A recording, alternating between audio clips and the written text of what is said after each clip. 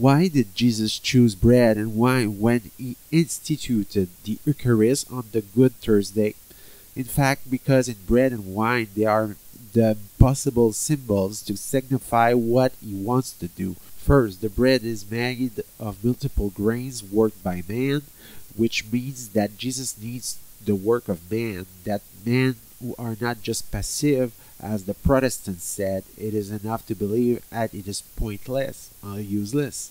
Jesus said, no, you must believe, but you must love actively like adults in order to get salvation. This is what this grain brings. These grains are crushed, which symbolize how to enter into eternal life. Not only must we love, but we must die to ourselves, otherwise we cannot see God. On the other hand, once everything is cooked well, it's transformed into the person of the Christ. That does not mean that we will become God, but that when we enter into this vision of God, we will be one with God in love, so we will be united to Him. We will form one flesh to the point that He will trust us entirely. We will be the kings of His heart, the bride of God in our soul. Then the bread which is consumable is eaten, so it is to signify that since it will hide for a certain time, the time of earthly life, the goal of the Eucharist is not only to be outside of ourselves.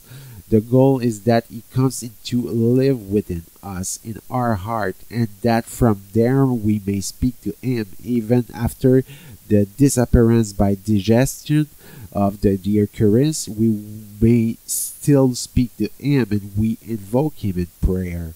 The purpose of the Eucharist is the platform for art to art in prayer. As Jesus says, we will come in you, we will make our home in you.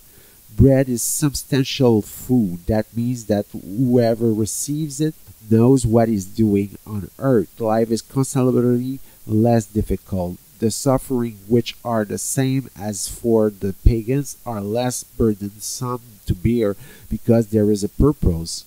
Why then wine? Well, all this level of symbol is there, but with in addition this joys, this pointless fullness that wine gives. Bread is necessary for living, wine is superfluous.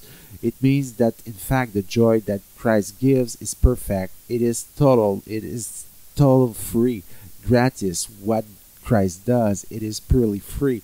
It is not utility, it is love.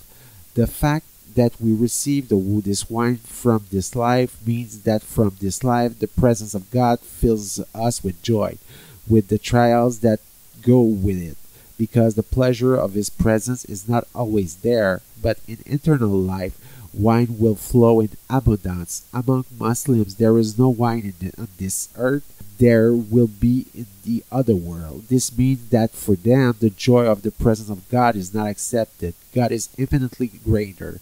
We therefore pray to Him prostratingly, as servants pray to their master. But if we obey, on the other hand, we will have the beatific vision, so the wine will be in abundance, so that the symbol of wine will symbolize the two religions, the way in which they are directed towards God upon this earth. I have given here only a few elements, but there are many others. There are other examples so rich, and all that we can find will add to this symbolism.